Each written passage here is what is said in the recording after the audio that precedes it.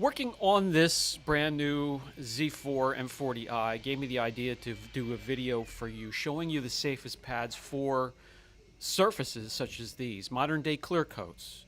More and more waterborne, they're thinner, they're softer. You want to remove less when correcting them, and you want to keep them cool while correcting them. We have 4 pads here, 5 pads. And I want you to guess right now which pad is going to run the coolest and be the safest for this surface out of all of these. Wool, we have a waffle pad, we have a dimpled pad, we have a flat foam pad, and we have a microfiber pad. Let's start with microfiber. Let me show you the temperature of the panel as it is. We're right under the air conditioner. We like to keep it cool here in the shop to dry out coatings and films so they can cure. So the panel, we want to keep the correction temperature of the area we're working in within 20 degrees of the ambient temperature of the rest of the panel, if that makes sense. So we don't want temperatures to spike. Why? There's 3 layers that consist of your paint work on your car: primer coat, a color coat, and a clear coat. And they're all different materials, so they all will expand, contract in different ways when they're heated up. And it is a lot of stress on those materials if you spike heat in one little area on a panel that is room temperature. I'm going to run the polisher back and forth, left, then right, then left. We're going to do 3 passes. That's equal to 3 passes. On the final return pass, I'm going to grab the camera and a temperature recording instrument that I have here, and I'll show you how these pads, each one of them, can spike the temperature in the area you're working on individually. The microfiber pad here, you can see we're exceeding 120, 130 at the highest. So that is 30, 40, 50 degrees higher than the rest of the temperature, the ambient temperature of the rest of the panel. And that's just way too high. I can still feel it warm seconds after I lay the polisher down. Are we effective? Yeah, of course. It's doing a lot of work. It's removing some clear coat, but that cutting and combined with the temperature spike is not a very healthy thing for clear coat. Now we're going to switch pads, swap over from the microfiber cut to the flat foam pad. Now keep in mind, some of these pads can be open cell or closed cell. Open cell, you're going to have a little bit more airflow. So that'll keep the temperatures down even more. That helps. The closed cell keeps your product pushed to the surface, which is great, but then you're going to have a little bit higher temperature spiking in the area that you're working in. So let me do the exact same pattern. We're going to have the polisher at the same speed. We're going to have the correction speed, moving the polisher back and forth, exactly the same, an inch every second or 2, and pressure will be exactly the same as well.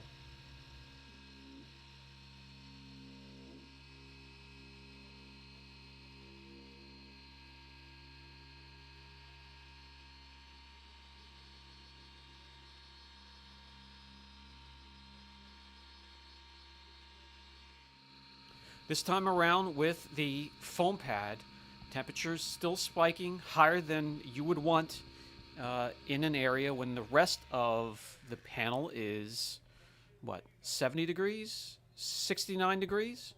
So, yeah, effective and does a great job, removes clear coat quickly, but you really need to watch what you're doing. Maybe not do as many passes in one area. Stop, take a break, wipe off the residue, give it a chance to cool down, and then get back at it. Yes, very effective, as you can see here. But you want to keep the temperature down and just be aware of that. It's just something that I want you to open your eyes to. So let's swap out pads from a flat foam pad. This is a dimpled pad. So the dimples will allow some of the correction fluid to stick in there and be released as needed as you move the polisher back and forth. But the more important thing is air flow through the pad as you're correcting, and also less surface area of the pad touching the surface will automatically run that temperature a little bit cooler in the area. So let me show you here.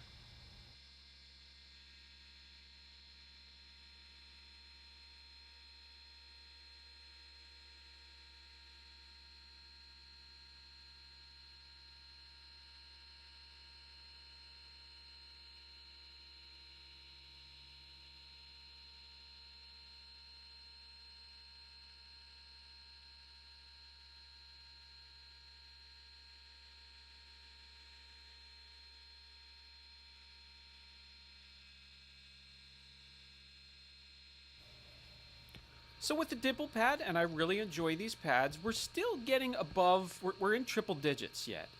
And I'd like to be a little bit lower than that. So maybe instead of 3 passes, do 2 passes, or maybe even 1 pass, depending on the pressure. But I always recommend not having the polisher screaming at the highest speed setting. That's going to spike temperatures. Let me wipe off the residue and show you. This pad, very effective as well.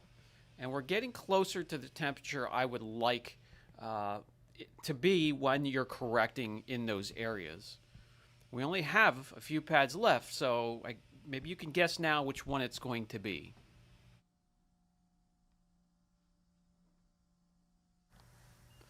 Let's switch pads yet again from the dimpled pad to the waffle pad.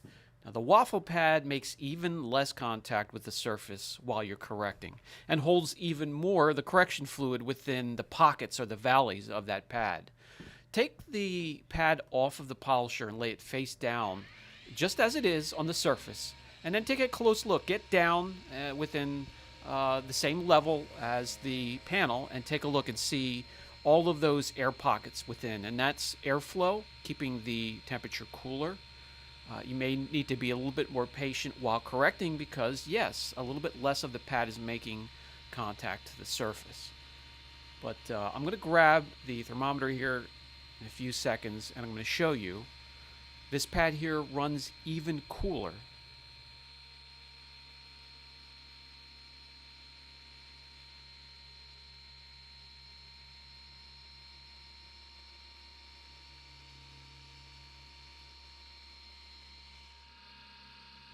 With this pad, for the most part, we're keeping it under 100 in certain areas, and I'm moving the polisher really slow here. You're getting into the triple digits, but for the most part, it's in the 90s, the high 90s. That's better yet.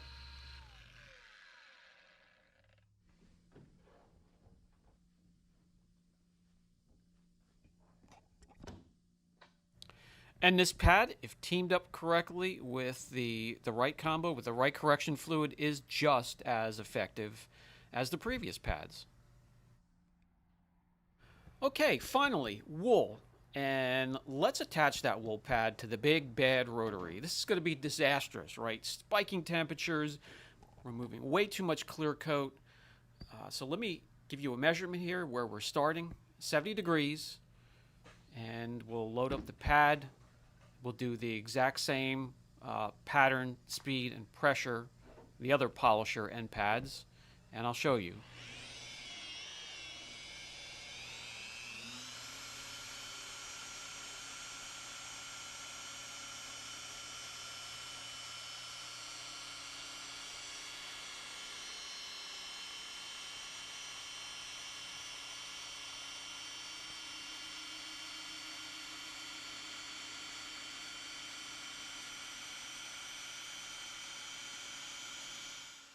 So as you can see here, wool running 15 degrees cooler than the pad next to it, 20, 30 degrees cooler than the other pads.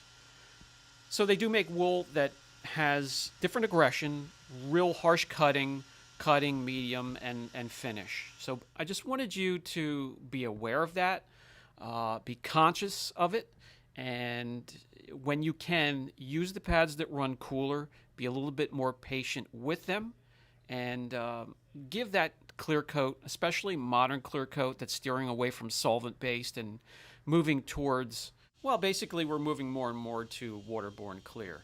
So the coolest running pad is wool, and then next to that is the waffle pad, and then the dimpled pad, and the flat foam pads, and don't forget there's open and cell foam pads, and then the microfiber ran the hottest.